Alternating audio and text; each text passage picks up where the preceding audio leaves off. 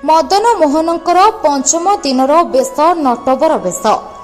ढेंकानाल भागीरथी सागर कूଳରେ ଥିବା चंदन बेदी 21 दिन धरी चंदन यात्रा चलुवा समय शेष 5 दिन विभिन्न बेश मदन मोहन को कराए। अंतिम तथा पंचम दिवस नटबर बेश भक्तों को दर्शन देते मदन मोहन। प्रथम दिवस गरुड़ गोविंद, द्वितीय दिवस वर्षाहरण, तृतीय दिवस गिरी गोवर्धन, चतुर्थ दिवस कालिया दलन और पंचम दिवस नटबर बेश करा। आज हलदी पानी मदन मोहनकर पालन करा।